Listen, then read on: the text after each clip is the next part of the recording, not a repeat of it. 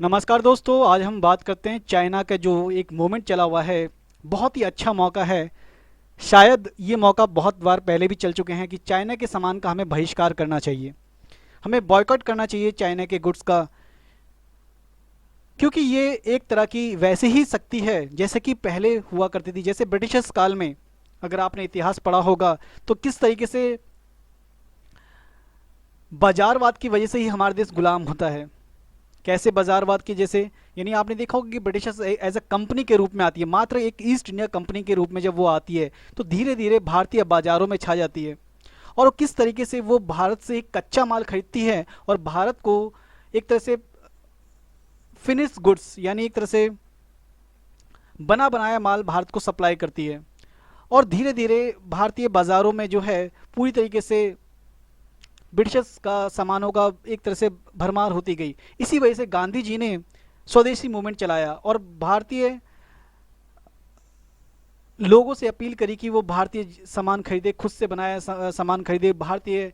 और उन्होंने विदेशी कपड़ों की होली भी इसीलिए जलाई थी क्योंकि भारत से जो है ब्रिटिशर्स बहुत सारा कच्चा माल खरीद के ले जाते थे और वहाँ से वो इंग्लैंड की फैक्ट्रियों से भारत को बने बनाए कपड़े जो रेडीमेड होते थे सस्ते दामों पर भारतीय बाज़ारों में उपलब्ध कराते थे, जिसके वजह से भारत एक तरह से धीरे धीरे हमारी बहुत सारा जो धन है उसका एक बहुत ज़्यादा ड्रेनेज इंग्लैंड की तरफ होने लग गया। यही मुद्दा अब एक साम्राज्यवादी चीन के रूप में हुआ है। इसके अलावा भी बहुत सारे देश हैं जिसके साथ हमारा जो ट्रेड जो बैलेंस है वो नेगेटिव में जा रहा है। अब बात करते हैं चाइना किस तरीके से भारतीय बाजारों में छा गया। आने वाले लगभग कुछ सालों में ही, लगभग 20 या 30 सालों में, जब से हमने भारत को लिबरलाइज किया है उसके बाद से ही पूरी तरीके से चाइना का, वैसे तो बहुत सारे विश्व के, अगर ग्लोबलाइजेशन की दृष्टि से देखा जाए तो भारत एक डब्ल्यूटीओ का सदस्य है, अंतर्राष्ट्रीय ट्रेड में उसकी अच्छी खासी भूमिका है। लेकिन भारत जो है चाइना के प्रति जो है बहुत ज़्यादा, भारत जो है वो चाइना के सामानों को पूरी तरीके से बहुत ज़्यादा इंपोर्ट कर रहा है। हम क्या पूरी तरीके से चाइना के सामानों का बहिष्कार कर सकते हैं? नहीं। यह बात आती है कि कई सालों से बात हो रही है कि हमें चाइना के सामान नहीं खरीदने चाहते हैं। लेकिन क्या, सवाल यहाँ पे सबसे बड़ी बात आती है कि क्या वाकई हमारे नेता, हमारे लीडर्स, हमारी गवर्नमेंट बॉडीज़ क्या इतनी सशक्त हो पाई है, क्या हमने इतना पैसा लगा पाया है कि जिसमें हम अपने मैन्युफैक्चरिंग को स्ट्रॉन्ग कर पाए? क्या हम चाइना को टक्कर दे पाए? ऐसा कोई हमने प्लान बनाया? हमने मेड इन इंडिया बनाया, लेकिन वो आज भी कहाँ तक सक्सेसफुल हो पाया? हाँ, हालांकि एक पहल हुई है, ये बहुत अच्छी बात है और ऐसा होना चाहिए। हम आज से मान करते हैं कि आने वाले 5 सालों में हम चाइना के प्रोडक्ट को पूरी तरीके से बहिष्कार कर सकें। अभी आप बाज़ार में चले जाओ, जैसे कि यहाँ पर बाज़ार में देखिए कि कोई सा भी ब्रांड देखिए आप, कंप्यूटर के, उसके पार्ट्स के, उसके हार्डवेयर के जो भी पार्ट्स हैं, यानी इंटरनल और एक्सटर्नल, हम डिपेंडेंट हैं पूरी तरीके से चाइना पे। आप दिल्ली में कई सारे जैसे बाज़ार हैं, जैसे नेहरू प्लेस का ये बाज़ार देखिए, इसमें लेनोवो से लेकर एसर, वीवो, ओप्पो, हर तरह के आपको यहाँ पर फ़ोन मिलेंगे। ये जो मार्केट है इसमें होलसेल की मार्केट है, रिटेल की मार्केट है, करोड़ों का, अरबों रुपए का इसमें बिजनेस होता है।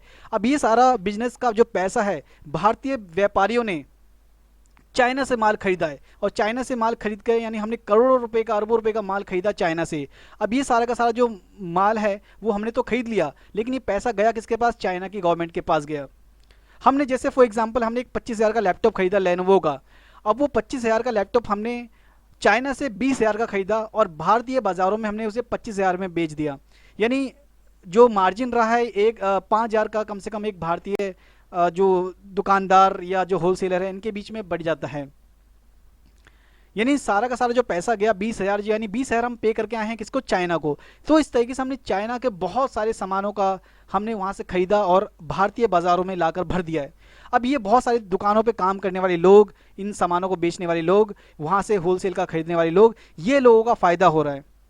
इसमें ऐसे बहुत सारे व्यापारी हैं जो बहुत रिच हैं, बहुत अमीर हैं, जो चाइना के गुड्स से ही एक तरह से व्यापार करते हैं। वो करोड़पति हैं, अरबपति भी हैं इसमें कई सारे लोग। तो हम कुछ कह सकते हैं कि कुछ लोगों की वजह से बहुत सारे लोगों का नुकसान हो रहा है। और ये नुकसान किसका हो रहा है? ये भारत का नुकसान हो रहा है। अब इस तरीके से ये जो मार्केट है ये एक एग्जाम्पल है। इस तरीके से दिल्ली के अगर सदर बाजार में चले जाइए तो वहाँ पे ज्वेलरी से लेकर, कपड़े से लेकर, खिलौने से लेकर, बर्तन से लेकर, प्लास्टिक गुड्स से लेकर हर चीज़ चाइना का। सुबह से लेकर आप जो शाम तक यूज़ जो करते हैं बहुत सारी चीज़ें चाइना की, तो कहाँ तक हम बहिष्कार करेंगे चाइना के सामानों का? हमें बहिष्कार करना होगा, उससे पहले हमें अपने आप को इस काबिल बनाना होगा कि हमारी को जो मैन्युफैक्चरिंग है, यानी हमारा जो विनिर्माण का क्षेत्र है, वो चाइना के बराबर उन्नत करें। हाँ, उसके बराबर शुरुआत में हम उसको टक्कर ना दे पाए, उसकी जो टेक्नोलॉजी है हम उसको बराबरी नहीं कर पाए।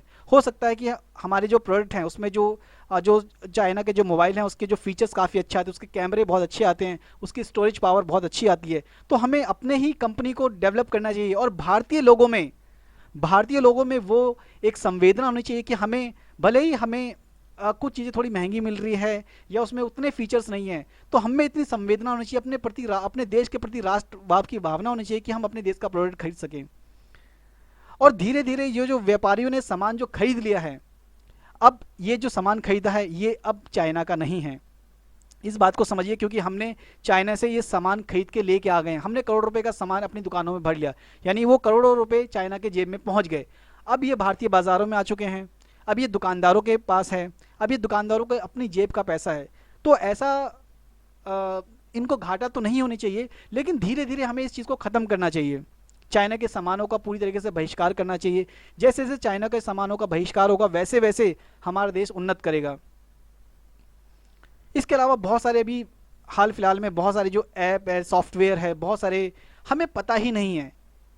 हमें जब तक पता नहीं होगा तब तक हम आगे नहीं बढ़ सकते हैं।